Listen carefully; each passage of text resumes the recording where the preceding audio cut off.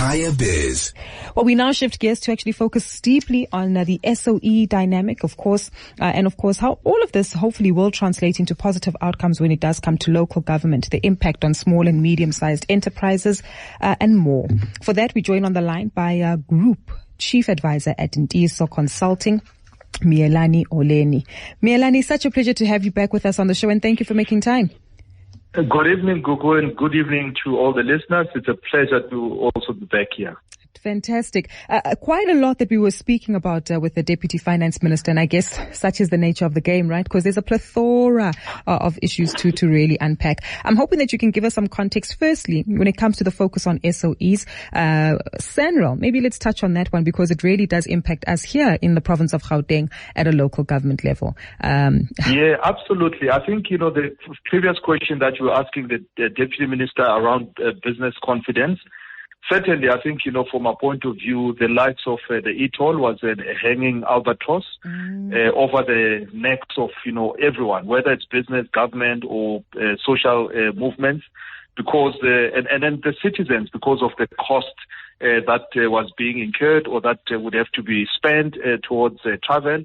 So that, in a way, takes away at least a significant portion that would add to the base cost of a household, or at least a person who's traveling up and down to work, or even across the transport sector. That helps a lot. So I think the finalization of the e-tolls with the model that they've come up with was long overdue, but it's most welcome because of what it will actually do to start freeing further investment into the economy. But it has also put water on what we would commonly call the user pay model, and in this case it means it may affect other future projects that would fall under the same model, because really if services are being used, it should be that a portion of it must be borne by the users of that particular service. Yeah, it really does change, I guess, the status quo in that regard, and I can imagine that this will be used as a litmus test for future projects of this nature, and maybe even more so in terms of garnering the confidence and the buy-in from citizens from the get-go. I'm keen to understand, so often when we talk about the national budget structures, so often there's a disconnect as to how these do impact the municipal and local government dynamics. Are we seeing that discord is still taking place? Yeah, absolutely. I think what the minister has also announced in terms of a slight change in the structure of what goes into national, what goes into provincial, as well as what goes into the municipalities. Suffice to say that 10.1% is the level at which municipalities are going to be funded, which is a 200 basis points improvement from the previous at least structure. So that gives a bit of liquidity into local government. But we've always been on this matter to indicate that that is not nearly sufficient, because if you imagine that the national department takes about a chunk of about 48%, and obviously deals with quite a huge public wage bill, which we have seen that he has increased or granted an increase of 3%.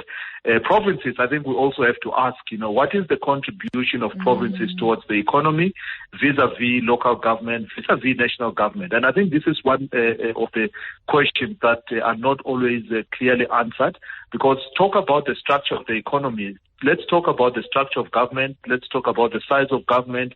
Let's talk about the ability for government to use every rand and be able to bring back a return that is directly linked to stimulating the economy or enabling small businesses, or at least dealing with the high concentration of within the economy. Definitely. Let's talk about that development of small businesses, because again, doesn't seem as though much was said about this in this particular speech.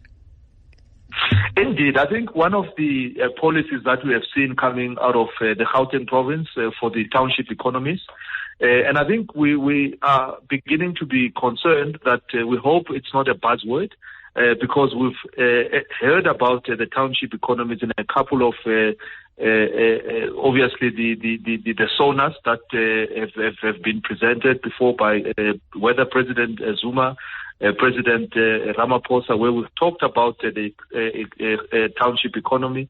The major strengthening factor for township economies is the high concentration of the economy. The economy is highly concentrated in the hands of the few or big conglomerates, which are crowding out, obviously, the smaller businesses. And it seems we have not quite, as government, from a small business department, been able to crack the model, whether to collaborate or whether to create new pathways for smaller enterprises.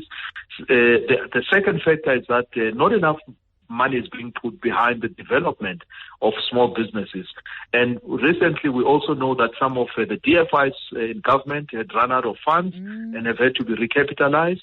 We also have seen that the government may have put up guarantees, but the financial institutions have basically snubbed the whole issue of putting up guarantees because they are looking for liquidity as opposed to guarantees from there. So the small business is actually left in a position where it's worse off because of lack of investment or will or leadership, or at least a better model that enables smaller businesses to come into the economy.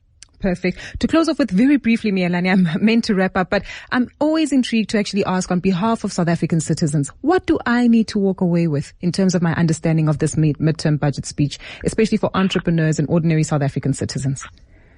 I think we can walk away, at least in a major way, about the issue of e-tolls, especially for Gautengers.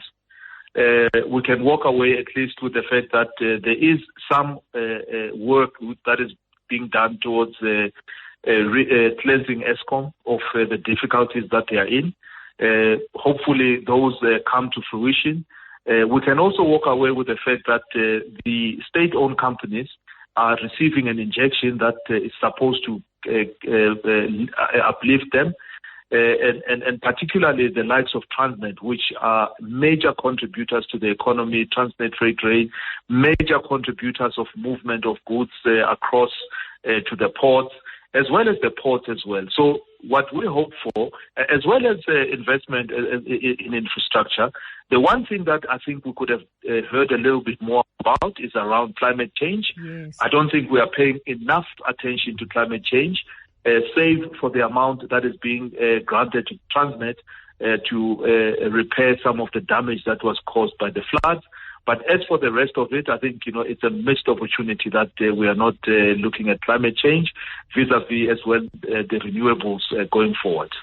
Got you. Thank you so much for your time as always, Mealani. Really appreciate it, sir, and the detail and insight you've shared with us tonight. Thank you again. Thank you so much. That's Mealani Oleni, Group Chief Advisor at Indiso Consulting, giving us more feedback and insight into the SOE, SMME implications, and of course the lack of detail on climate change that the Finance Minister could have addressed earlier on today. Kaya Biz with Gugulethu Mfuphi, Monday to Thursday, 6 to 8 p.m. on Kaya 959. On the streets, on the air.